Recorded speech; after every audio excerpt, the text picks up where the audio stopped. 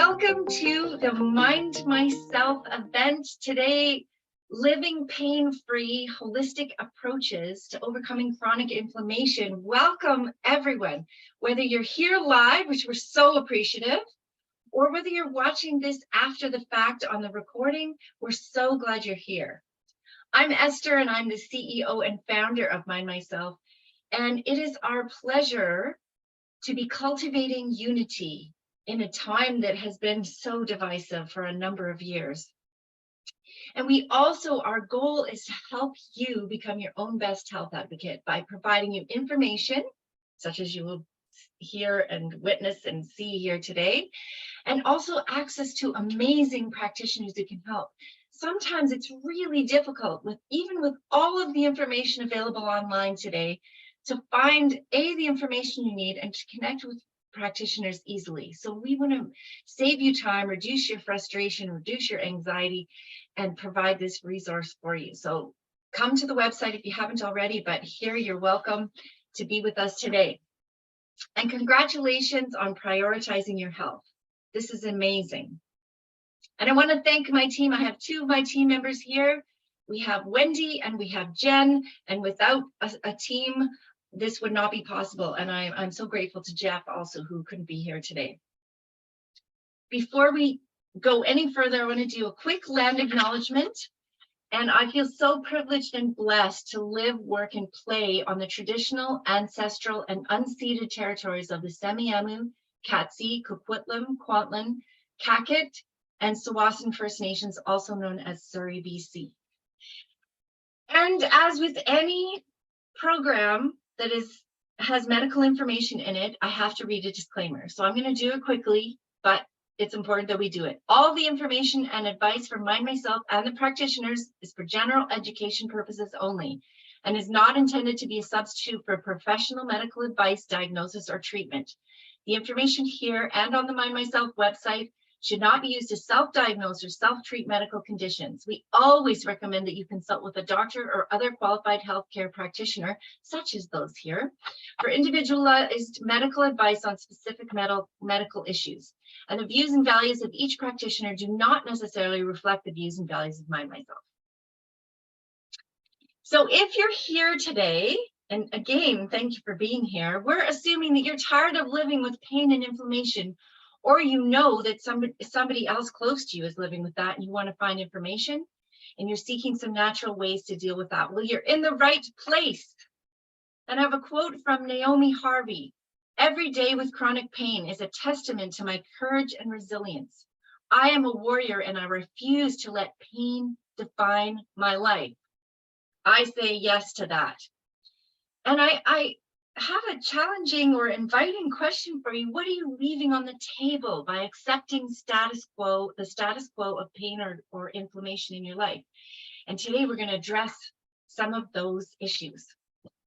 And now I'd like to introduce our three amazing practitioners, and they're going to introduce themselves, but Dr. Anita Tanis, Dr. Tanel Westgard, and Dr. Dita Boughton, thank you for being here. It is so wonderful to have you with us today. So let's start with Dr. Anita. Please tell us a little bit about who you are, how you came to what you do, and why you love doing what you do. There's a long version and there's a shorter version, but I am a medical doctor and I graduated from McMaster Medical School in 1990. So I've been practicing for about 33 years. And I was never going to be a doctor. I didn't like doctors. And my undergraduate was in philosophy. And I ended up being a doctor because I'd come home after my degree and my mom is a dentist and she'd always want to be a doctor. And the expectation was that somebody was going to be a doctor, and my brother abdicated. And so I went in figuring that it would open more doors than it would close, and the possibilities that one could do for medicine were really great. And so what I discovered in the process was that I'd always liked people. I'd always liked hearing their stories. And so I really liked the connection that was possible. You could get deep very, very quickly. You can ask people anything and they tell you these amazing things. And then I also found the actual study of medicine fascinating. And as any of you know who pursue any of it, it's never ending, the amount there is to learn. And so it's just great for curiosity. So I very quickly ended up moving out here and working with a doctor who was doing a lot of alternative and functional medicine, Dr. Zig Strouts, and he was doing chelation therapy back then. And through his practice, started just learning from my patients and going to different courses and different therapies. And people would say, I tried this and it worked. And so I ended up with an integrative practice. Eventually, I became board certified in the US in integrative and holistic medicine in 2002. And eventually I did a certified medical acupuncture course, and I worked in integrative cancer care. And then for the last 15 years or so, I've just had a practice working with hormones and stress in a functional manner, but that's sort of expanded to include all aspects of health, because you kind of can't do just sex hormones and stress. You end up doing thyroid, and then you do gut health, and then you do, everything. And so that's kind of where I am at this point. I've backed off a bit on my practice. It got very, very busy and a bit overwhelming. And so I'm trying to keep it small now. Excellent. Thank you, Dr. Anita. I definitely have to make a consult with you for sure. Dr. Tennell, please tell us a little bit about yourself and why you love doing what you do. Yeah, so my name is Dr. Tennell, and I went to Queen's University to do my undergrad. And I knew that I wanted to go into healthcare, but I hadn't quite navigated where I wanted to go. So I thought about conventional medicine, dentistry. I thought about physiotherapy. I thought about everything. And then I came home in the summer of my last year, and I had gone to see a naturopath who's now my mentor for personal reasons. And when I saw her, I kind of thought, wow, I didn't actually know that this field of healthcare actually existed.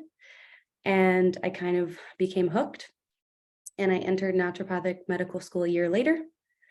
And then I ended up staying with that practitioner all throughout my studies. I went to Boucher, which is now CCNM Boucher, located in New Westminster, and then have been practicing for a couple of years. And I just opened up a clinic with my mentor and another colleague on West Broadway in Vancouver called Friday Health. Fantastic, Dr. Tennell. Thank you. And Dr. Jetta, bring us home here. Thanks for having me, Esther. Yeah. I'm a doctor of traditional Chinese medicine and an acupuncturist in Vancouver, BC. And I've been practicing since 2003. I did most of my studies in Vancouver and then spent some time in China working in a hospital there for my practicum. And I've been practicing along Broadway since 2003, so it's been a while. I do a lot of work with women's health and fertility and thyroid hormones, but also acupuncture has always been really well known for musculoskeletal issues, injury, pain, just overall inflammation. And I used to work with a couple of chiropractors, so I've done a lot of work with musculoskeletal, sports injuries, trauma, pain. I have my own personal reasons for learning as much as I can about pain. I do a lot of intense sports, and there's always a few things to work on. So over the years, it's been an interest for me in helping people, and I do a lot of work with acupuncture and herbs and other types of modalities that I've added to my practice. And I'm excited to be here to learn from you two as well. You have a lot. I actually work with Tennell, and we've been working together since April. Yeah, it's new, but I'm familiar with her work, but I'm excited to learn a lot more about what she's doing too, in the process of working with her. And I look forward to hearing what both of you have to say about pain and inflammation. Excellent. Thank you, Dr. Jetta. Let's dive right into some of these questions, because an hour goes by like this in our experience. So defining and understanding what inflammation and chronic pain are all about and how they're related. Let's talk about that. And let's start with Let's start with Dr. Tennell. Give us a little bit about that question, please. About the relation between inflammation and pain.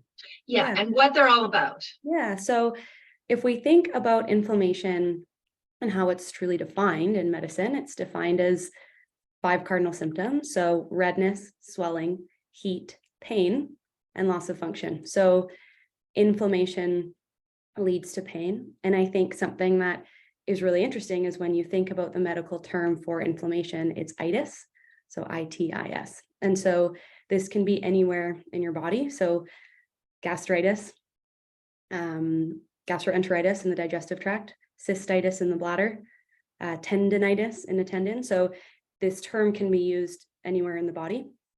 And we know that when we feel pain, it's directly linked to inflammation caused by cytokines and immune factors that get released in response. And this subsequently leads to pain. And so that's the medical term. But if we really expand it to a wider scale, we know that inflammation can occur everywhere in the body, and that inflammation can lead to dysfunction, otherwise known as pain. And we commonly think about this as musculoskeletal. Like Jetta said, I think our various kind of, whether it be functional medicine, naturopathic medicine, acupuncture, by the time people come to see us, they are living with some sort of pain. And we do see a lot of musculoskeletal health as well. Thank you, Dr. Tennell. Dr. Jetta, what would you like to add to this? So because I'm coming from a Chinese medicine point of view, I think what I'll do is let you two talk from the Western kind of physiological point of view. In Chinese medicine, when we're looking at pain and inflammation, we look at it from more of an energetic point of view. And when we think about energies, sometimes it can kind of sound like it's out there and it's kind of a woo-woo concept. But really, energies can be hot or cold. And Dr. Tennell was saying one of the ways we look at inflammation is its heat. And so that's just an energy. And in Chinese medicine, we just call that an energy. And the opposite of heat is cold. So if someone has a cold pathology or a hot pathology, they're both equally problematic. And you can have a cold in Chinese medicine, you can have a cold pathology and still have pain. And that can be what is causing the pain. The other things we can look at is movement and stasis. So those are 2 types of energy as well. So when something isn't moving well, we call it stasis or lack of circulation. And that can be as simple as lack of circulation of blood, lack of circulation of like body fluids, lymph. It can even be lack of circulation of cold and heat. And then sometimes things are moving too fast. So we have like think of it like the wind is moving too quickly on the earth, but it's inside of our body. So circulation is quite fast, and that can cause its own type of problems. But in Chinese medicine, simplistically, pain is related to stagnation or stasis. So it's lack of movement of some type of energy. Fabulous. And Rusty, I'm just going to ask you to mute. I'm going to mute you there. Thank you. And Dr. Anita, I'd love to hear your thoughts on this. Well, so I've been trained primarily more in a conventional model, and sort of similar to what Tennell was speaking about. But I think some of the things that have come up in the last, I don't know, decades is the recognition that, pain isn't just localized. I'm sadly, I find that most physicians that you'll go and see and you say, my shoulder hurts. Well, then we end up focusing all your treatment on the shoulder, maybe the joint above and the joint below. And what I've sort of learned over the years, and it's much more sort of almost a Chinese and a naturopathic point of view, is really recognizing that a lot of the things that mediate pain and make pain worse are systemic. And so what the environment and the context in which the pain is held makes a big difference. So how somebody's nutrition is, what their hormonal balance is, what their state is, what even the state of mind. So if you are chronically angry and chronically afraid, your pain is going to be exacerbated physiologically by your emotions. But the same too, if you're, depending on what you're living on, your diet and your environment, those will also impact the level of pain. And I find a lot of my patients they're shocked to discover that that I'm not just, prescribing an opiate for them. In fact, I don't own a triplicate program. I don't own a triplicate pad anymore. I don't write opiate prescriptions because I find there's so many other ways to manage pain. Oh, I so love to hear that. Yay, there's a few people applauding in the room. Yes, I think we're all on the same page here for sure. So, Dr. Anita, if you could keep going, why are there so many issues with chronic pain and inflammation these days? What are your thoughts? Well, I mean, I was thinking about this before we started, and our world is inflamed, right? Like there's forest fires, everybody's angry, everybody's fighting. Our food is toxic.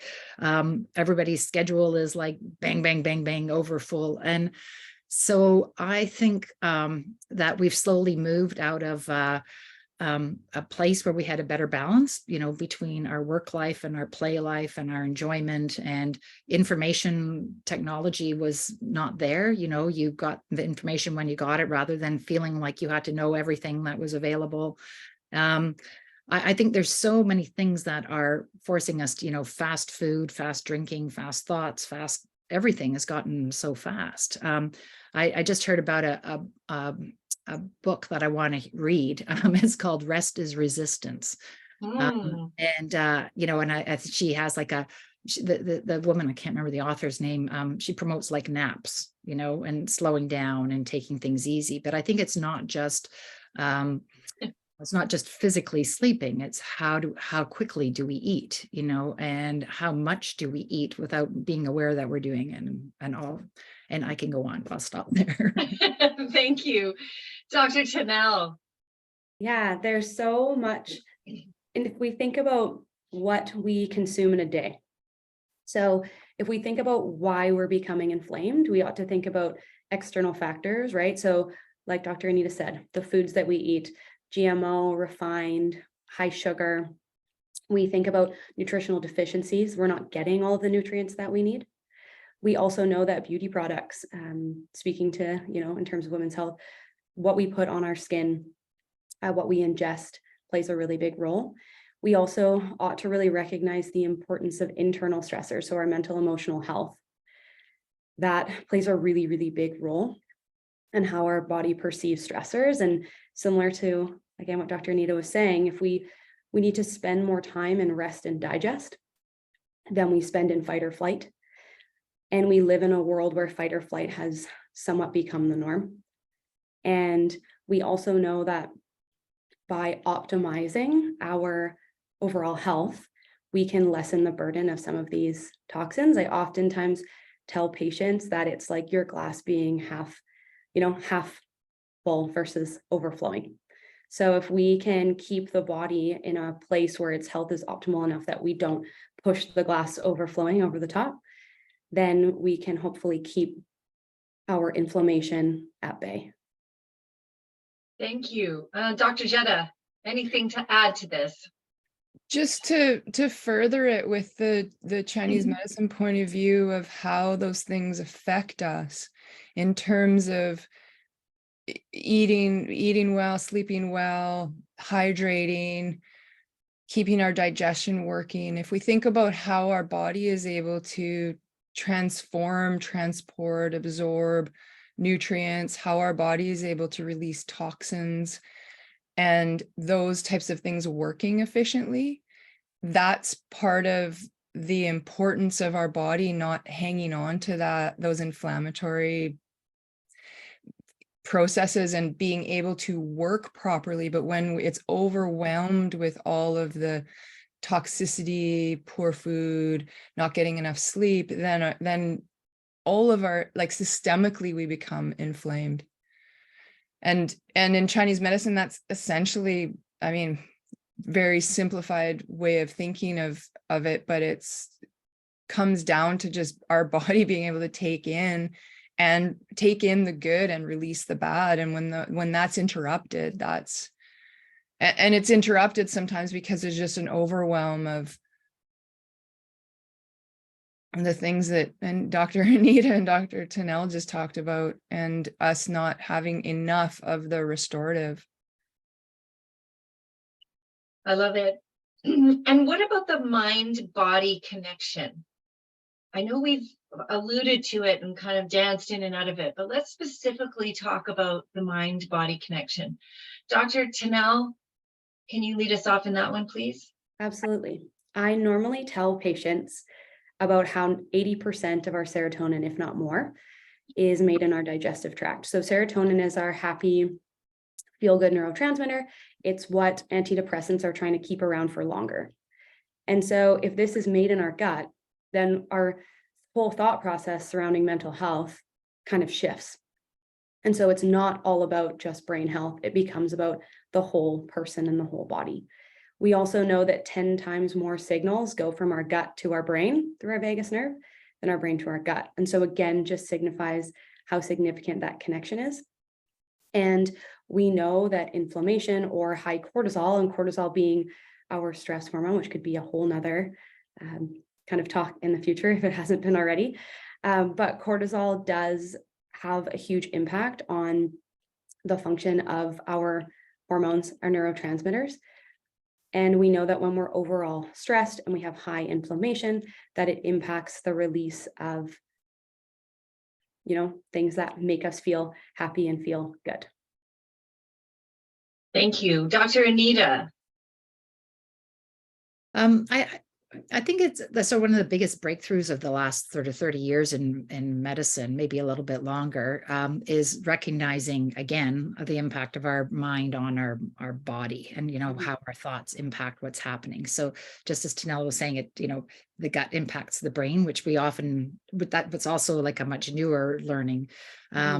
But the way we perceive, like there's this great statement, pain is inevitable, suffering is optional. Right. And we all know people, who have, well, I certainly know people who have terrible looking imaging, like terrible, degenerative disease on an MRI and, or on whatever. And they have no pain and they walk about and they're totally fine. And then people who have almost like, oh, I've got that little, bulging disc, it's the source of all my pain. And I'm like, maybe, probably not, And so a lot of it's kind of just even the way we perceive the stories, are the experiences that we've had around pain, maybe what our families were like growing up, how that's impacted our belief systems, and what happens has a huge impact on how we might perceive it.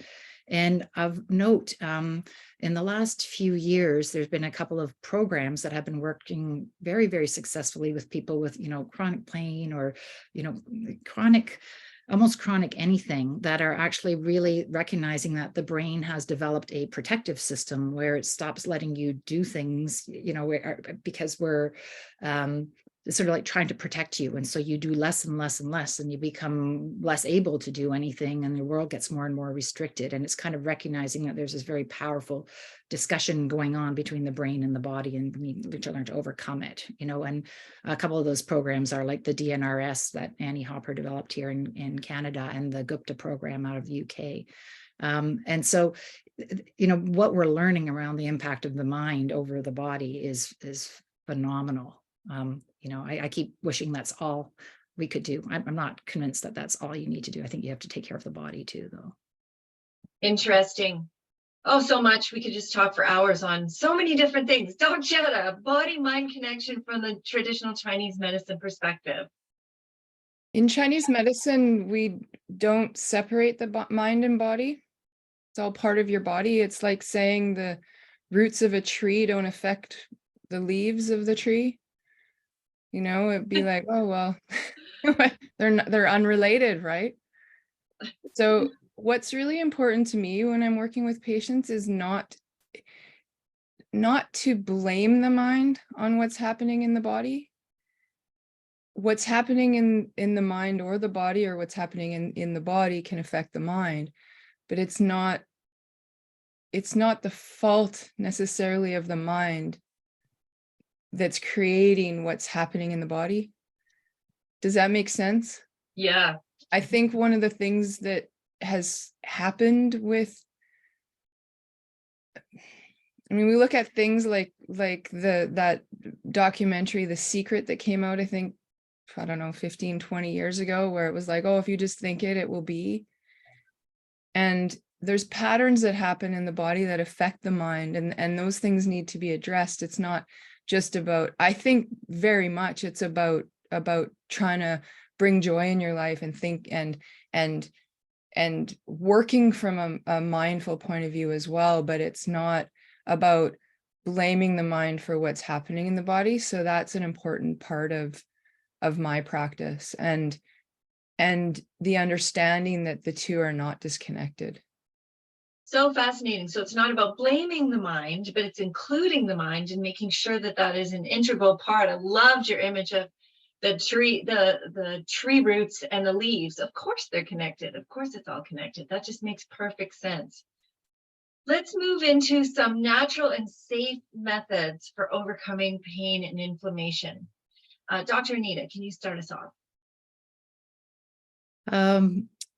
Well, sort of some of the simplest things you can do are just to get off of sugar and as Tanel was saying, like processed foods and really simple starchy carbohydrates and often alcohol and coffee, and if you have food sensitivities, and like that's not technically the place of a conventional Western physician, but I've just seen magical transformations just doing with that. And you don't need to go see somebody to do it. You can just, shift your diet. I had one patient that I always remember, and as we were working hormones, a lot of times it's harder to balance hormones if people are addicted to sugar. And she had chronic pain as well. And I said to her, we're really not going to be able to do this until you at least try getting off the sugar. And she goes, well, that's not going to happen. And, I'd seen her a few times and I didn't see her for 6 months. And she came back and she was significantly better on all accounts. And what she said had happened was that she kept trying to manage her pain. And then finally she got so mad, she was going to prove me wrong. And she said, I'm just going to do this. And then I'm going to tell her that it doesn't work. And, it actually started to shift her pain. It didn't necessarily fix everything, but her energy, her mood, her context, and the degree of the severity of the pain. So I often try to start with things that people can already do and that they don't necessarily have to spend large amounts of money on. And part of that is it was just like, good things in, bad things out, you're just working on that. I love it. Good things in. I'm going to put that in the chat here. Good things in, bad things out. And put the bad in quotes. So. Yeah, bad. Yeah. Because one person's bad is okay. It's not the food that's bad, it's just bad for you at this time. Exactly. Yes, I love it. And to stay with you for a moment, Dr. Anita, I know we hear that a lot and people go, well, I can't do that. I can't give up sugar. Sugar's in freaking everything in my whole life. So how do you respond to a patient who would say something like that? Really, that's not realistic. I can't get rid of sugar in my diet. So I'm very compassionate on that, because I personally, when I go off, I don't eat a lot of sugar, but if I go off like sugar and starchy carbs, I go through a withdrawal and it's really, really miserable. And I'm not a mass. And so I have a lot of compassion. And I usually tell people the first, 5 to 7 days will be brutal. And you might have headaches, you might have rashes, you might have extreme fatigue, or if you're like me, you go into this profound depression where you think the world is going to end. And I have to keep reminding myself that it's going to get better by about day 7. And then on day 7, it's like, for me, it pops up and I'm well. So I totally empathize with the fact that it is really difficult and you need to set yourself up to succeed. And maybe you start off initially cutting out some of the things that are easier to cut out, so that when you go, and then there's other ways to support themselves that, to make it easier and make it better. But I'm very compassionate with how hard it is, because I find it difficult, but I know what the end result is. Thank you. That is so excellent, that wisdom. And because it can be a very hard thing. We just toss it off. Oh, we'll just get rid of sugar. Yeah. And it's so important. Dr. Tanel. Oh, go ahead, Anita. I was going to say one last thing. I have patients sometimes who I give them a list of things to do and they do them all. And I'm actually kind of shocked because I don't think that I could do everything that I ask somebody to do. So everybody's in a different place and we just need to really kind of figure out where that place is and what's possible for this person at this time. Fantastic. Thank you. Dr. Tennell. So I think that just speaking to the compliance piece, I find it funny because oftentimes patients will ask me, well, how many supplements do you take? And, how do you eat? And sometimes I have to be like, depends on the day. So none of us are, perfect, and these things are hard. And I think that's why we have a lot of empathy for our patients. But in terms of naturopathic medicine's perspective, we have one thing that we really work with is obstacles to cure. And so we use the term obstacles to cure to define things that are going to prevent us from healing.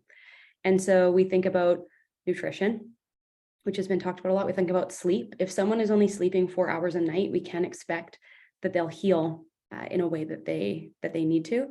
We think about water intake. I have patients that come in and maybe drink 5 coffees a day and 3 waters. And I don't take coffee away from patients 99% of the time because I can't give up coffee. But, if we're not making up for it in other ways, it's often hard to heal as well.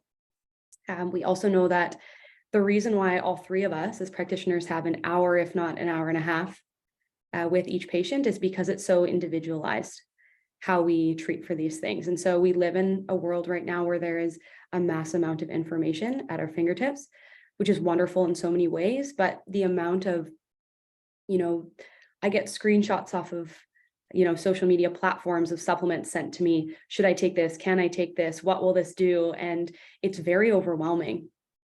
And I think that's why it's so important. And this is a great conversation for that, about how it really depends on what in that hour and a half we discuss and we go through. And it might be, we ought to figure out the root cause of why we're inflamed and why we're in pain. And for some people, it will be, arthritis as a result of something more musculoskeletal. But for probably everyone, there's also hormones involved, digestion involved, nutrient deficiency involved. And so natural and safe methods is really this vast, wide conversation. Exactly. Thank you. Dr. Jetta. It's like playing the long game, right? When patients come in and everyone is at it, as Dr. Anita said, everyone's at a different place. So it's I like that term obstacles to cure. It's finding the spots where people can start, but also not overwhelming them by trying to make them do everything at once. And it really is just creating new habits over time and being patient with it. It's a matter of working on your lifestyle, on your habits, and introducing the behaviors or working out sleep hygiene or activities that you can still take part in, and even working. Sometimes it is about working with somebody that can help you figure out what types of activities are going to work for your body in this moment. And some people give up and stop moving, and I think that is,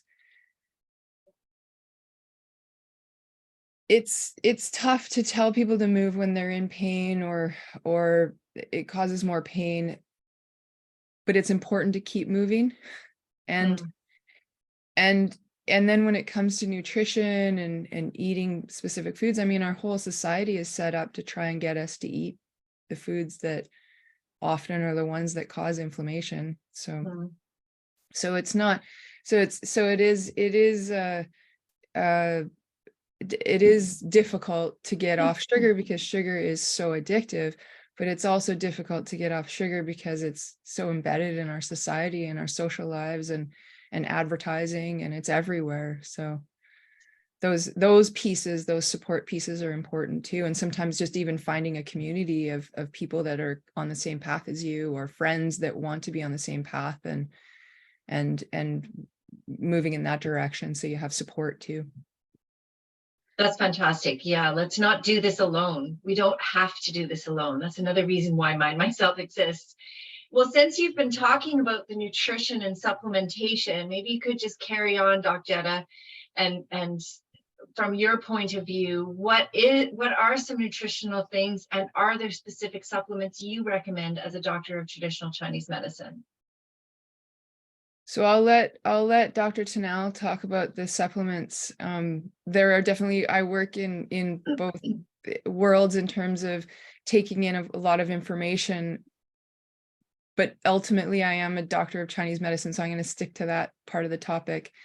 When it comes to nutrition, we're looking at the body as in patterns. So we're looking at what kinds of foods work for the person from a point of view of energies. Like if someone's got a lot of hot inflammation, we don't want to give them a bunch of hot foods. And often digestion is an issue when it comes to inflammation in the body, or even different types of systemic chronic pain. And as much as it's important to get off some of the highly, like the fast food, the oily foods, the toxic foods, it's also important to make sure you're eating foods that are digesting. So I'll see people eating a lot of, I'm eating really well, I'm eating vegetables all day, but their body is just not digesting it because it's too cold for their system. Their digestion's not strong enough. So it can be about helping strengthen the digestion to be able to process those foods, but also processing the foods before you eat them in certain ways so that they can digest. Like some people can't handle a bowl of raw salad, so we move to things like cooked veggies, steamed veggies, but also making sure that they're getting enough protein, but digesting that protein as well. So sometimes it's not just about the types of foods, but the way that the food is prepared. When it comes to supplementation, from a Chinese medicine perspective, I'm making formulas with bulk herbs that I'm putting together in specific formulas for the person's pattern.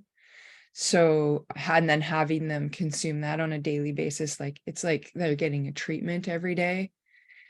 And some of the other things that I do in terms of my practice for helping people with pain include acupuncture, cupping, gua sha, which is a scraping technique. I also use cold laser therapy, shockwave therapy, and I find depending on what's happening with the person, I'll pick and choose, sometimes use more than one type of therapy. And always, if people are up for it, I'll make them a Chinese herbal formula to treat them systemically. And sometimes I think of it like sandwiching the problem. You're treating them internally and externally. And the nice thing about things like supplements and homework with nutrition is then they are treating themselves on a daily basis. And I also like to give stretches or homework or exercises or that type of thing. Excellent. And to put a plug in for traditional Chinese medicine herbs, I used to hate them, and they've progressed along. And I was one of Jenna's most resistant patients. I went, oh, I can't do that.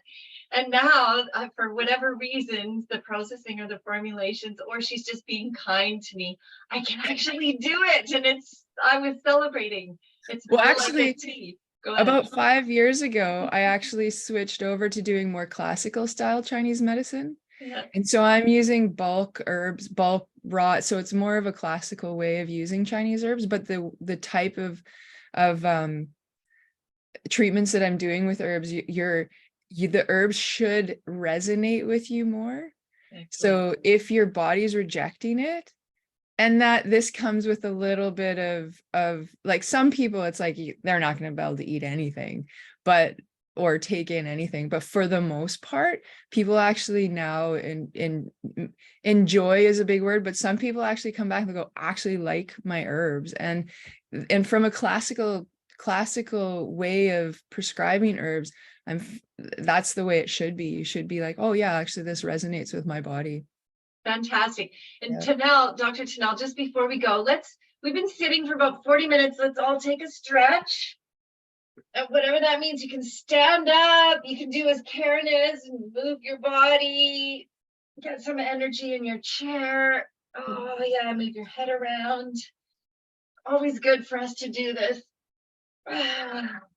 during an event. And if you're watching this recording, you can do it too, because you've been sitting for a while. And then let's take a sip of water. Okay, thank you. Dr. Tennell, nutrition, supplementation, things that you recommend, even while you're still drinking your coffee. I love it. Yes. Only one coffee a day though. Are you But sure that's not herbal tea? it could be. It usually is as well. I was gonna say, I oftentimes when I go into our back room, I see Jetta and she's grinding down her herbs and she's making all of her different like tinctures or capsules, and it's pretty neat. And when I think about nutrition and I think about supplements, I think it's important to kind of circle back to removal of the bad things, like Dr. Anita said. If someone's eating a lot of sugar or they have an intolerance to gluten or dairy, if they don't remove those things, then investing in a bunch of supplements may not be as beneficial. So that's one thing that I like to really point out. And I think that the other piece is that every supplement is doing something specific. So I think that's why it's hard to make one recommendation based on supplements for pain and inflammation, but I can speak to what some of the supplements aim to do. So a common one that we use in naturopathic medicine, we use a lot of omega. So omegas, omega-3, specifically EPA, is very anti-inflammatory and can be anti-inflammatory for joint pain, anti-inflammatory systemically in the body. So we use omegas quite often. Magnesium bisglycinate specifically is a smooth muscle relaxant. And so this can mean that it helps relax muscles in the body, can help actually, it does vasodilate the vessels, so it will bring more blood flow to certain areas. There are more supplements now. PEA is a new one that's come out, or a newer one that's come out in the last few years that works on the endocannabinoid system. We know that curcumin is a really, really big one that people see very often as a herb, but in a supplement form for pain. And it's interesting because, again, this is why it's important that sometimes we use the guidance of a practitioner or someone to help us, because there are SNPs, or there are genetic polymorphisms, or your genetics predispose you to handle certain supplements or certain molecules well, and other ones not as well. And so curcumin is a really good example where there are genetic predispositions to either doing really, really well with curcumin, or it actually doing the opposite of what you would like it to do. So as much as I want to sit here and tell everyone to take a B vitamin and an omega and magnesium and vitamin D is a really big one as well. It really depends on each person individually. Thank you, Dr. Tennell. Dr. Anita, I'm sure you have some things to say. Yes, I completely agree with Tennell. That said, I do vitamin D levels on people, and I do some blood work, and I think I put almost everybody on vitamin D, B complex, magnesium, and omegas. And how much, and that might depend on different things. I do some genetic testing, but not as much. But I've just sort of never found a problem with those ones in particular. Certainly other ones you have to be quite careful with. Mm-hmm. And I've sometimes have had people just do that and do a lot better in every possible way. I have a Chinese medical doctor that I see, and she's not a big fan of vitamin D supplementation at all, which is, not a conversation we need to have here. But I have to say, I find that most of us are vitamin D deficient, and just the impact of bringing it up to a responsible level or an optimal level is just huge. So I do have some sort of foundational things that I do, and then it becomes very, very specific to what's going on with that individual person. A few of the things that I found that that seem to work fairly well across the board, instead of using, Advil or ibuprofen or other things, is I use a fair number of proteolytic enzymes, is sort of the group name, and things that might be familiar under that are like serrapeptase and nattokinase. And basically they need to be taken between meals, but what they do is they help to break down, proteinaceous material, things that are, causing your tissues to stick together, or, organs to stick together. And so I've been using it for years. Before I go skiing, I'll use some serrapeptase rather, whereas I used to in the past use some ibuprofen, and have found it to be quite good. Some people find it can be irritating to their stomach, almost like Advil, but it tends to not do the damaging effects that you're going to get from other things. And so that's been a really lovely addition to the practice. And, where they're finding, some studies are showing, with people having reactions from either long COVID or vaccine injury, that seems to, be one of the things that's quite helpful. And then the other thing that's sort of come out on the market in the last, I think maybe 10 years or so, are these things called SPMs, or specialized pro-resolving mediators. And again, they're sort of sold as a supplement form. And what we're sort of learning more and more about inflammatory processes. So inflammation is important. If we didn't have inflammation, we would all die from, almost as soon as we're born, because the inflammatory process is part of our healing. It's part of our defense system. It's, we need to have all those markers coming in and helping protect the body. The challenge is when there's an ongoing response to something that's not ending. And sometimes we have to look for the cause of that, like, is it, is there some kind of an infection, or is there some kind of toxin or something that's continuing the inflammatory process? And so, if while we're doing is treating the symptoms, we never get to the end of it. So you really want to try to figure out what is it that's perpetuating the inflammation. But it's been also recognized that some people in some situations, just the body gets on this pattern of inflammation, and it doesn't sort of get the messages being sent to end the inflammatory process. And in some of those cases, those pro-resolving mediators can be really helpful. So I find that they're easy things to do, generally well tolerated if taken properly. If you take your proteolytic enzymes, your serrapeptase, with food, all they're going to do is digest your food. So things like that must be taken on an empty stomach. And then there's a lot of other sort of more, things that are available that are different. But again, a lot of them still end up being things that we do in order to manage the symptoms. Hopefully they help you manage the symptoms while the body corrects itself, rather than just managing the symptoms. But for sometimes with people with long-term chronic pain, there are, other things around, like, low dose naltrexone and things like that. And I use a lot of that. Yes, and there's a question in the chat here, pro-relieving something. I know you said proteolytic enzymes. So there's Can two you clarify that? So the first one was proteolytic enzymes. Yep. And if you look up serrapeptase or nattokinase, those are going to be the more commonly used ones. There are others as well. Awesome. If you could put those in the chat after when someone else is talking, that would be awesome, Dr. Anita. And you were just finish up what you were going to say there?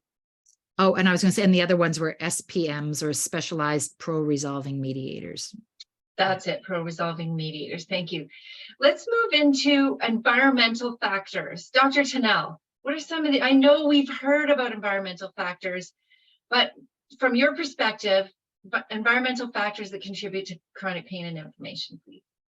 Yeah, so there are a lot of environmental factors. If we think about, we kind of mentioned some of them. So the toxins that can be in our food, so hormones in certain sources of proteins or animal proteins, as well as pesticides.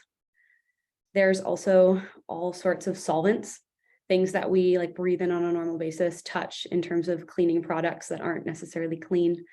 And we come across multiple different toxins throughout our everyday life. And so I usually say to patients, we ought to be kind to ourselves, and that it is difficult to remove every type of irritant from our lives. But if we can pinpoint certain ones that could be having an impact on our health by moving more towards clean beauty products, moving more towards clean household cleaning products, laundry detergent's a big one. If we can make those switches, as well as, when we go to the grocery store, like trying our best, looking at the clean 15 versus like the dirty 15, picking the, fruits and veggies that we know are usually found to be a little bit cleaner. And we also know that there's a lot of, Dr. Tanis kind of mentioned chelation early on in the discussion, and chelation is meant to bind heavy metals and move them out of the body. So heavy metals is a big area of environmental toxins that can create a lot of pain and inflammation, as is a lot of mold and chronic like infection. And that also comes into play as well. So I think that this could go on forever and ever, but I think I just tell patients to really make the small changes that they have control over. It's typically what they bring inside their home. Definitely. Doc Jetta, from your perspective, any additional environmental toxins? Yeah, all of those things, and thinking about what you're bringing into your environment in terms of chemicals, but also in terms of relationships and community and people. And when we like even just thinking about how tight our bodies can be when we're around the wrong people, and there's like Dr. Tennell said, we could go on and on and on with all the different toxins in our environment, and some things we can control, some things we can't, and just looking at what can we control. And that comes to relationships too. Sometimes there's certain things that we can and can't control, but surrounding ourselves with positive, looking at bringing in the positive as well. In terms of what, if you're going to get rid of things, you're going to replace them with something, right? No matter what it is. Absolutely. And there's a comment from Bill in the chat: stay away from energy vampires. I think that's important. Dr. Anita, any thoughts around environmental factors and what to do about that?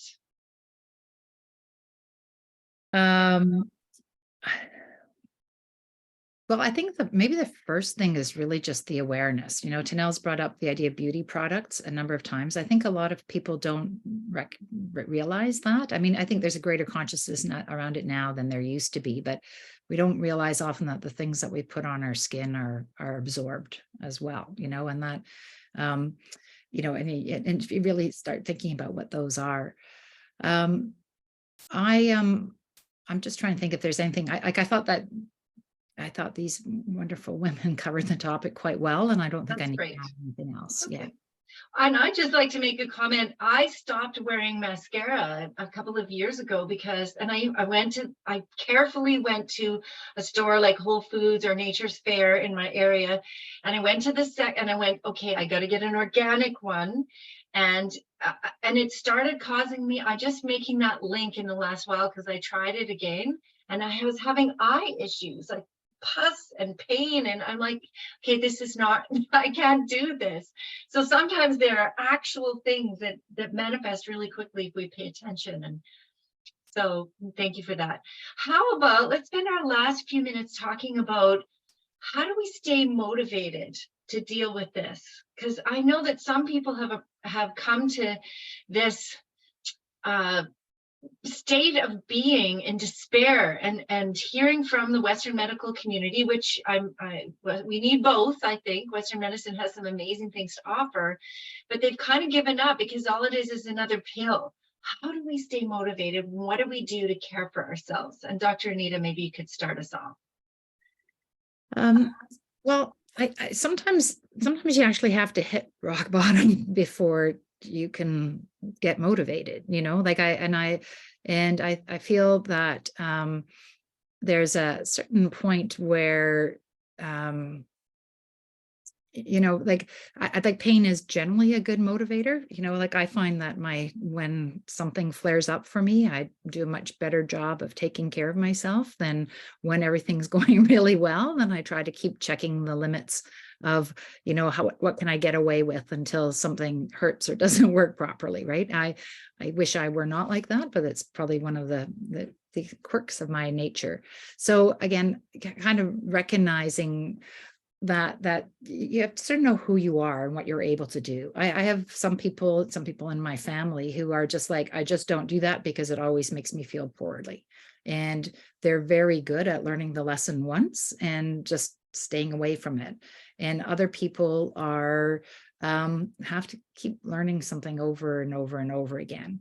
I think that the real danger is when you give up completely and stop, even trying to eat well or trying to sleep, and when you end up in front of the TV, in pain, watching terrible TV late into the night, eating crappy food. Like I think there's a place for that in anybody's life every once in a while, but to have that sort of becoming your go-to point, at some point, nobody can pull you out of that. That's you. Soul has to reach in deep and go, hey, wake up, and start really looking for something that'll pull you out, and sometimes it can be another person. Sometimes it's a dream, it's something else. But I think what I have noticed is when we, people who feel better do better. So sometimes as soon as you start doing something that feels a little bit better, it's easier to stay motivated. Sometimes even just keeping a promise to yourself, if you're somebody who's like kind of not doing well and you've given up, well, then get yourself to bed at a decent time. And even if you're just lying there and doing deep breathing and meditating or whatever, it's still going to be better than flaking out in front of the TV. So it's just the baby steps, the recognition sometimes of just doing one thing for me, that's really good. One good conversation, one something to get yourself out of the doldrums. Absolutely. Doc Jetta, can you tell us about staying motivated and self-care? Maybe tell us an extreme story of yours. Extreme story. Well, for years, I always wanted to go to the gym, and I would join the gym and I would be like dreading, be like, oh, today's the day I told myself I was going to go to the gym, and I'd hate it all day long. And you'd get on that track for 3 weeks and then you just fall off because you hate it. So you can't do things that you hate doing. Like, you have to make it fun. And I go to the gym 4 times a week now, and I go to a group class where I've gotten to know the people there, and I look forward to seeing them. I actually look forward to going to the gym now because I get to see those people today. And just like anything, really, the people that we surround ourselves with and whatever they're doing, we tend to do. And sometimes you can be the leader in that, but it's not that easy to be the leader of let's go do something healthy. So to me, it's really all about community. And I guess maybe that's my personality. It's like, oh, if I'm surrounding myself with people who are eating well and active and want to do things, that are healthy, then I'm more likely to do that. And then sometimes there's things you don't want to do. Like maybe you don't want to prep your food for the week on Sunday, but then you can make it fun. Like make yourself a playlist and put on some music and make it into an event that's actually something you can look forward to. And some of my patients are like, oh, I hate cooking. I'm like, well, for me, I'm like, well, I don't hate cooking, but sometimes I'd rather be mountain biking. And to me, it's like, well, if there's something I don't really like doing, then I get all the best tools that you can have for that activity. So I've got all the best knives and the best cookware and the best whatever. So then there's not as many obstacles to doing that. Mm-hmm. And prepping. I always think of things like you're planning for your future self, as if my future self is not me. So I'm actually doing this because if someone else is relying on you, then you're more likely to do it. So it's like my future self is not necessarily me, and that person's relying on me now to get the groceries so that tomorrow I can prep the food. So, or, any of these things that even starting to I remember when I first heard about all this environmental toxin stuff, like 15, 20 years, probably maybe more than 20 years ago, I went on the environmental working group and I started going through all the products I had in my house. And I thought, okay, I'm going to start in my bathroom. I'm just going to put all the products that are over, I think 3 into this box. I couldn't believe my entire house. I felt like every product, and then you have to replace them. But once you start doing those processes, you kind of get into it. It's like I don't know, you start working towards healthier environment, healthier lifestyle, and so you start recognizing some of the things that need change. And when you get stuck and you feel like, I don't feel like doing this anymore, it's too hard, that's when you got to think outside the box. How can I make it more fun? Or what can I do differently to make it more fun? Or who else is doing this? Or who can I get to do this with me, so we can talk to each other about it and make it so that it's more motivating. Coming to events like this, and maybe doing, if you're feeling like you're starting to lack motivation, sign up for another event like this. And then it starts to reinvigorate the motivation. I have a friend who, and this is not really related to pain, but it's related to motivation. I have a really good friend that I went to school with, and when I don't feel like doing things like marketing and that type of thing for my practice, or I'm starting to lose a little bit of motivation, I'm like, okay, it's time for a meeting with her.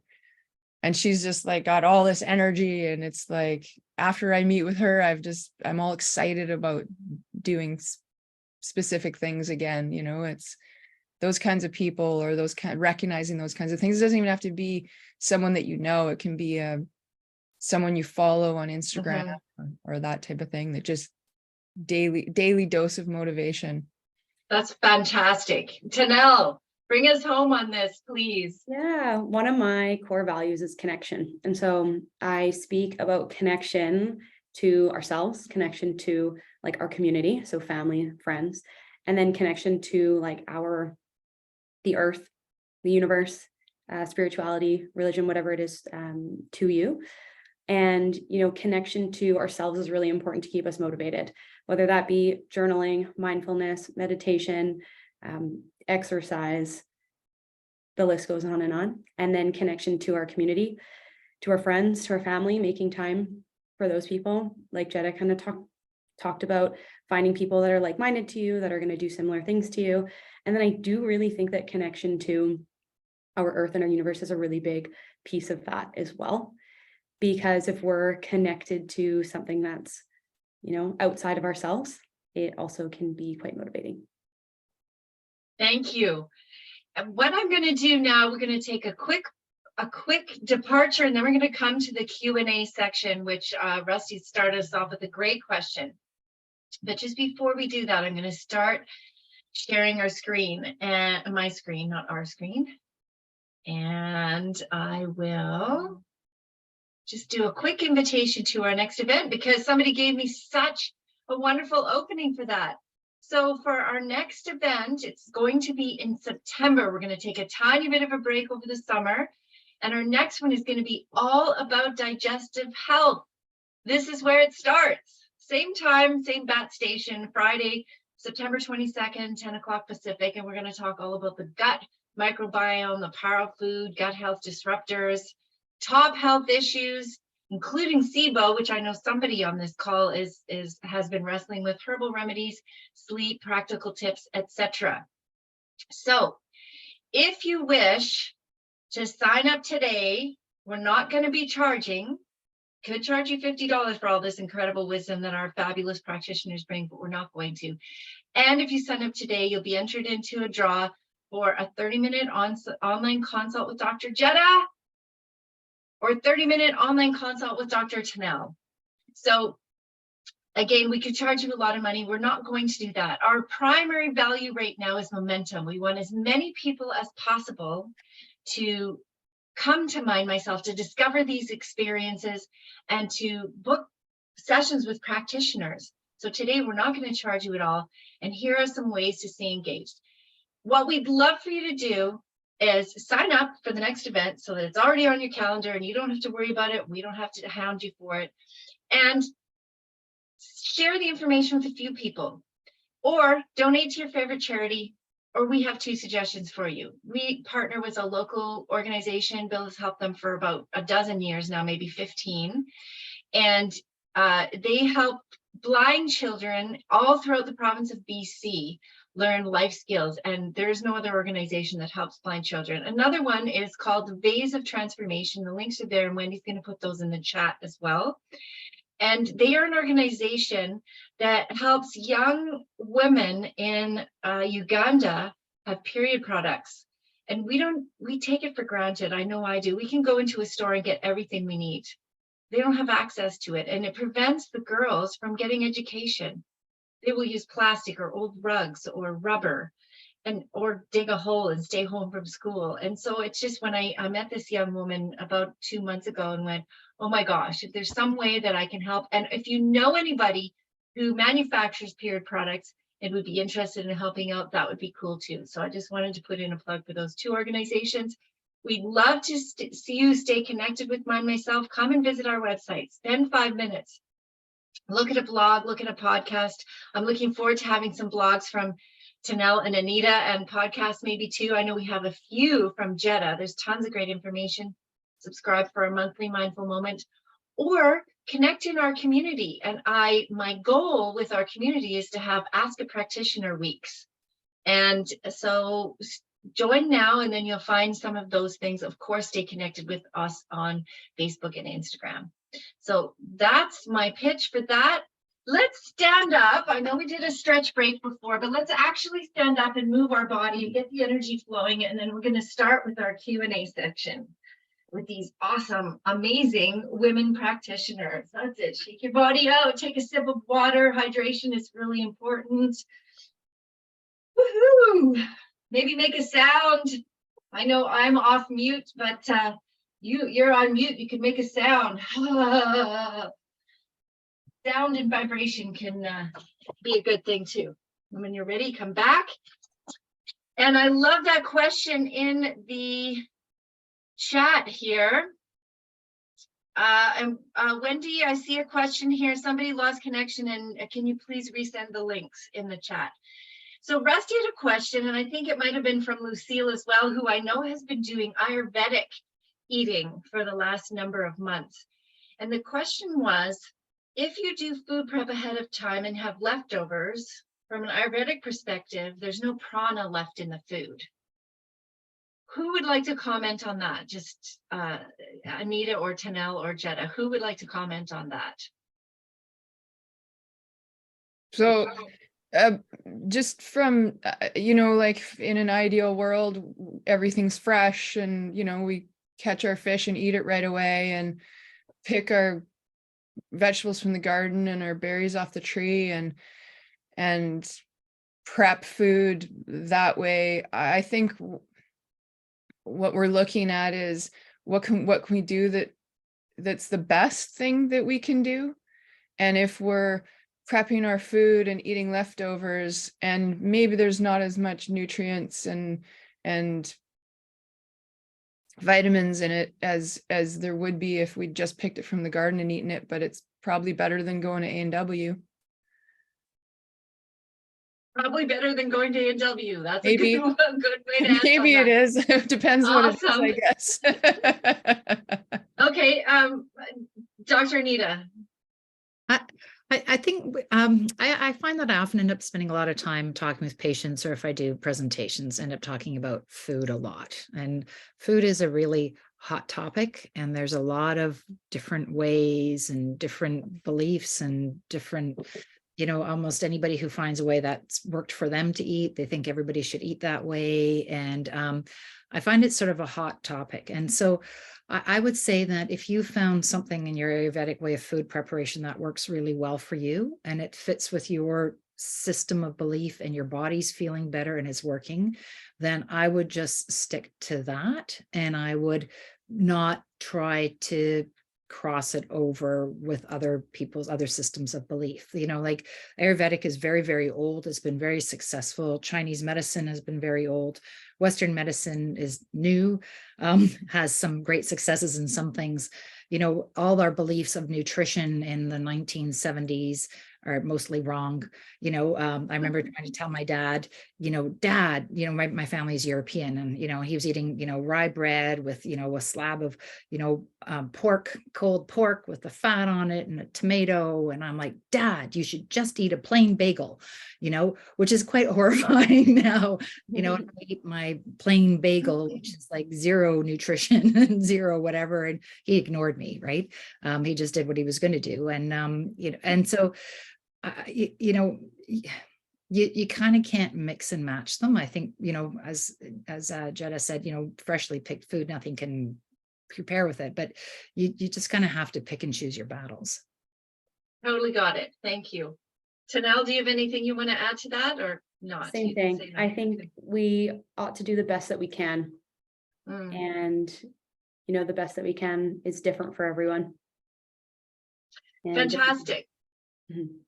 One of the things that Bill and I do regularly is we grocery shop once a week, and we do all our prep. We don't cook our food all at once, but we wash all the vegetables that need washing. Of course, not broccoli or cauliflower or some of the very delicate greens, but we wash our lettuce and we dry it. And then we put it in containers and we have it in the fridge, and everything's ready. I have a salad box because I love salads. And then all I have to do is chop. I know if I had to start at the beginning with all of my salad prep and have it not ready and available, I wouldn't make salads nearly as often. And I personally love to have a big salad every day. And so that's something that helps me. And I still feel like it's fresh. And I can get at least a week out of that, sometimes almost 2, depending on how well we pack it. So, and dry it. It has to be dried. So that's one tip that we do. Does anybody else have any questions? Because I can keep going with questions. Go ahead, Dr. Anita. And I think it comes back to know who you are. Like for me to think about prepping my food for the entire week on one day, it's just that doesn't work for me, right? To me, that would be like another great big chore that I don't want to do, but I make the other way work. So I think it's just figuring out, what works, and what can you manage to do. And if what you're doing right now doesn't work, then explore some other ways of doing it. But there isn't one right way. Absolutely. I thank you for that. I love it. Does anybody have, if you have a question, feel free to put your hand up and ask it, and I will keep an eye on the chat too. Here's another question. I would like to know if there's anything that can help with facial paralysis from Ramsay Hunt that was preceded by shingles on my left ear. Those types of things, we use acupuncture and often microcurrent. Microcurrent. Yeah. Okay. Sometimes cold laser.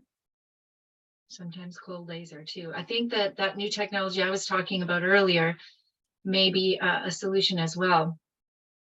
Dr. Anita or Dr. Tanel, do you have any thoughts around the Ramsay Hunt paralysis? I would probably refer to a traditional Chinese medicine doctor who does acupuncture and cold laser therapy. I left that question because I knew that Jetta would have the best answer. Yeah, me too.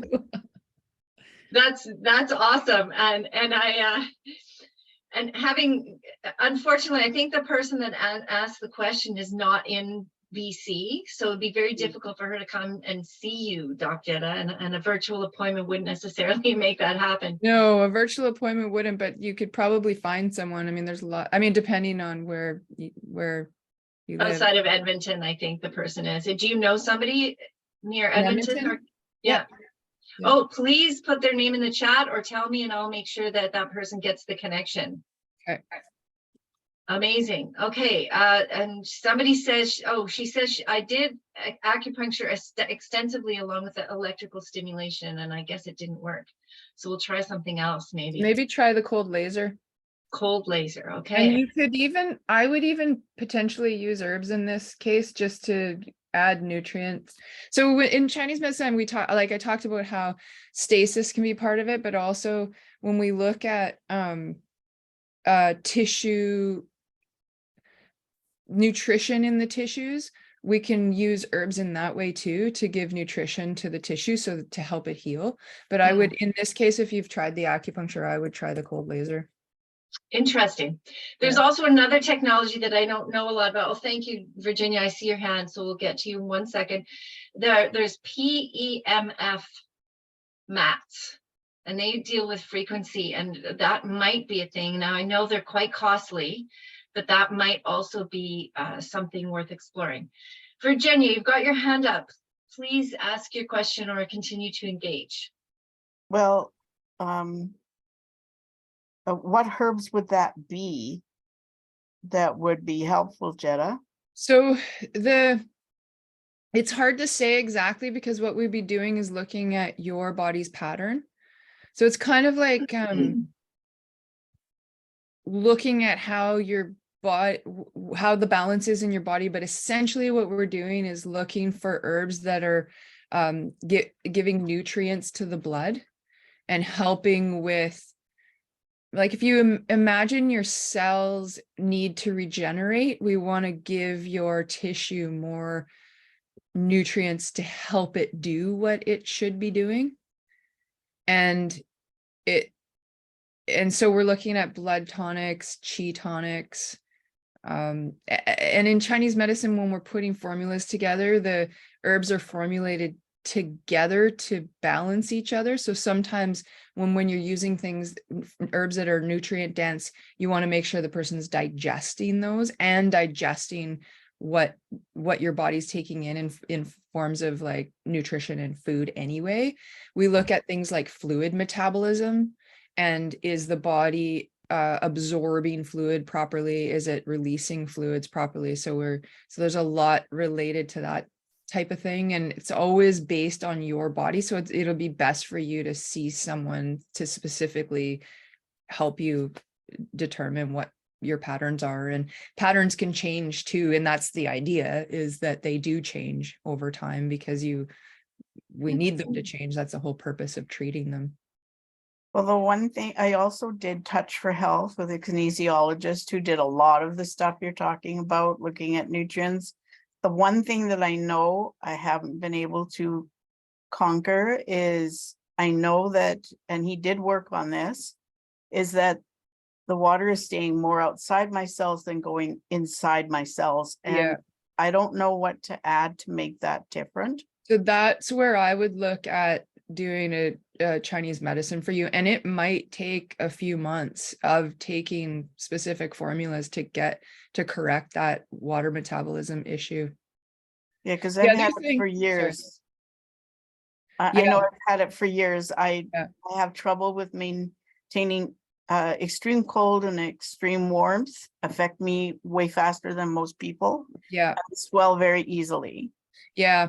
So there's basically it's like a body temperature regulation issue, but it's usually related to basically I call it kind of fluid metabolism.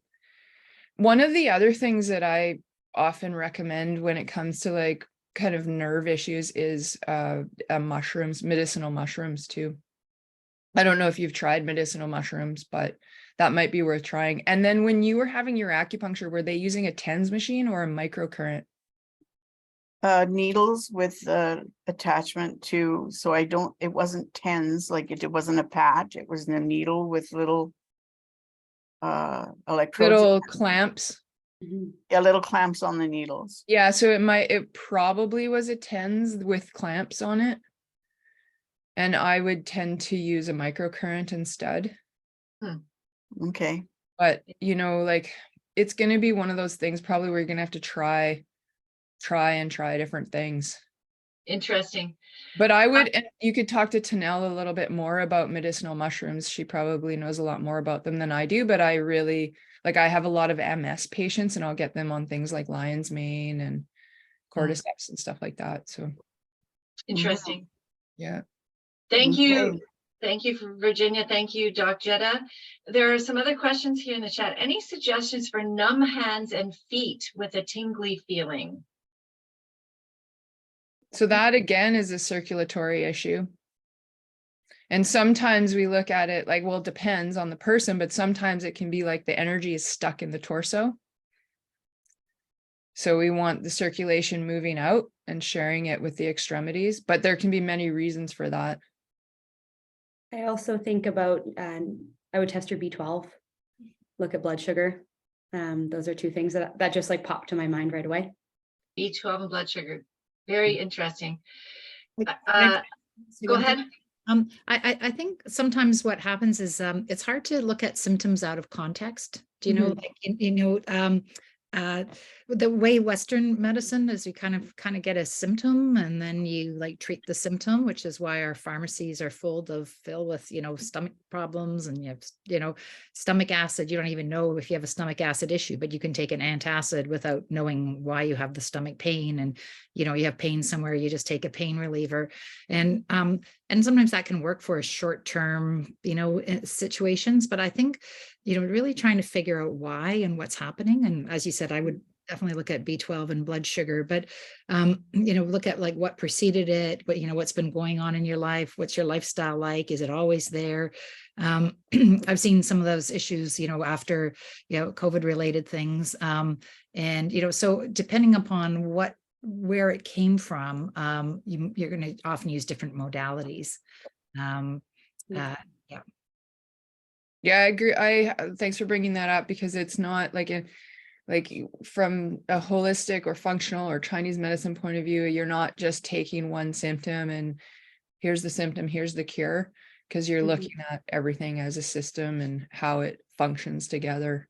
So it's hard, unfortunately, to say, oh, you have this, take this. And I think that's why our medicine is so different, and that sometimes when you go into a doctor's office, you're only allowed to bring in one complaint. Yeah.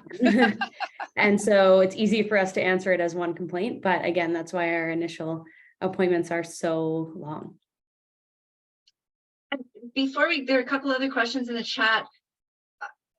If people want to book appointments, I know Jetta has a profile on mine, myself, and the links were listed above in the chat.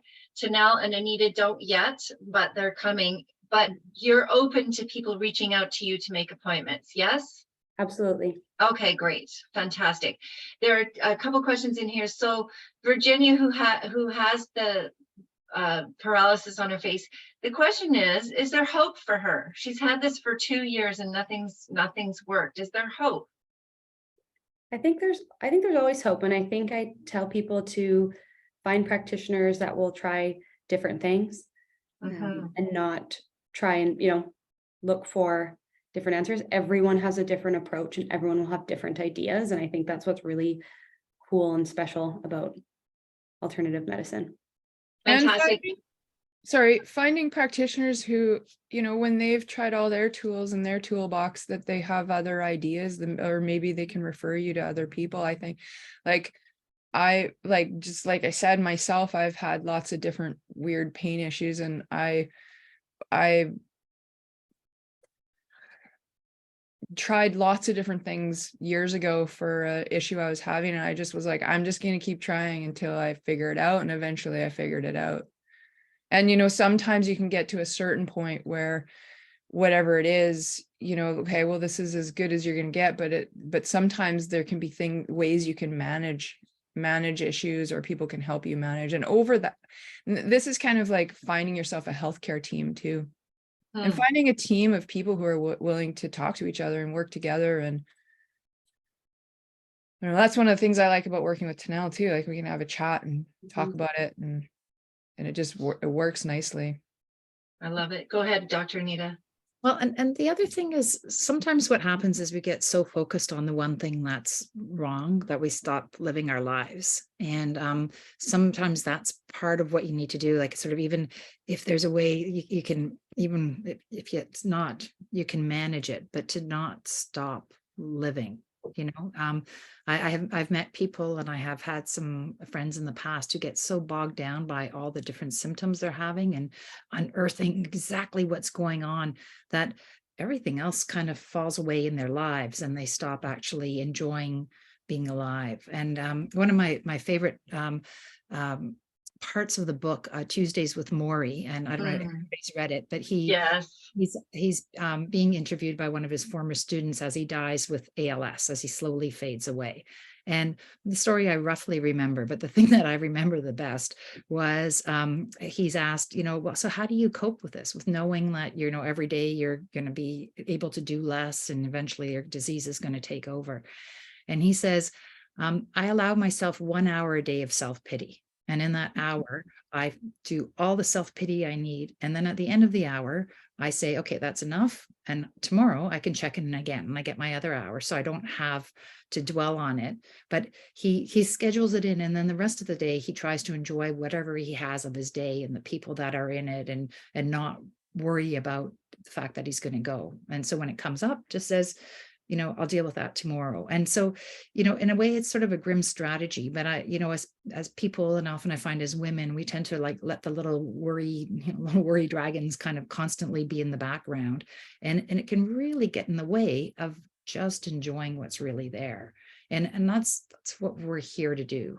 Really is to find the joy in our lives. So it doesn't need to be a big joy. It can be little things like just enjoying the meal you're having or watching a beautiful sunset or watching the flowers, but whatever takes you away from trying to figure it out all the time. Thank you for that, Dr. Anita. I watched a video, and Wendy, if you could put that link in the chat, with a woman named Lisa Nichols. And it's just under 40-minute talk. I was weeping. It was so inspirational. And she's a public speaking coach and transformational coach, but she was talking about finding your voice. And I highly recommend that we all watch it if you want to feel inspired. And her opening story is she was in grade 5 and she wanted to try out for the Charlie's Angels in a play. And her whole journey around that. And it was so amazing and inspiring. I think that, along the lines of what can we do? Yeah, there you go. How to use your voice so people listen. It's a beautiful, beautiful thing. If you want to save the chat, just use the 3 dots at the bottom. And you're totally invited to listen to that. I was so inspired. And along that line, what are we settling for? I have such compassion for Virginia coming on and having half her face in paralysis for 2 years. That must be so discouraging. And how do you keep going when something has been dogging you? And I'll refer to Bill, my partner. He's finally finding some relief from pain with this new technology that we found. And he had a health crisis in the past, and Jedi, working and collaborating with other professionals is so important. He had like 10 medical professionals in the room, and he paid them all personally, and they wouldn't talk, and they were all sitting there with their arms folded, and they didn't help him. Finally, a massage therapist who cared, who was a friend of ours, found out what was really wrong. It was respiratory acidosis. And then the medical professionals could find him, but they were so resistant to collaborating. And I'm really excited you 3 women are so open to that, and that this model that we're promoting in the world is so much more collaborative and more inclusive. It just makes sense to me. I'll get off my soapbox now. So there was another question in the chat here. What about structured water or Willard water? Anybody know anything about that? Okay, so for somebody who has trouble absorbing water, I've heard in the past that a pinch of salt be put in their water to help their body absorb it. Any comments on that from the 3 of you? Yeah, it's basically just creating an electrolyte drink, right? Mm-hmm. Yeah. Okay.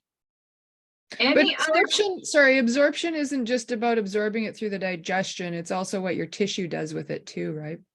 Mhm. Right. And electrolytes are always an important part of that, an important part of your kidney function and your tissues and, well, how everything works. So, yeah. Okay, fantastic. Any questions? Put your hand up or unmute yourself and ask, or put it in the chat. Somebody here says use Celtic salt or pink salt for trace minerals. Absolutely not table salt. That's a different thing. Yeah, absolutely. Lucille, nice to see you here. Any final, Any final questions before we, any comments on SIBO? I know we're going to talk about that in the next digestion session in September, but have you dealt with SIBO? Dr. Anita, you're smiling. I think you want to say something. I'm just laughing because it's like, 1 minute to go and hey, what do you think about SIBO? It's not, it's kind of not a 1 minute conversation just as you're finishing a talk on pain. I mean, I think we've all dealt with it. I don't think you can avoid it. I think it's an important thing, but I'm not ready to talk about SIBO at of the day at this point. I don't know about anybody else, but I think it's important, and I think it's just opening a can of worms, but that's okay. Well, we'll wait till September. There's a nice segue into come to the September session and we will talk about that. Thank you so much for being here and for your attention and presence. It's been a fabulous discussion, and thanks to our fantastic practitioners. And I'm going to leave us with a quote here. Inflammation is not a life sentence. It is a call to take charge of my health. I am empowered to make choices that promote healing and reduce its burden. Dr. Susan Pierce Thompson. Thank you all. If the practitioners could stay on for a moment, greatest appreciations for being here, and have a fantastic weekend as you enjoy your food. We're so glad you're with us, and we're doing this because you matter.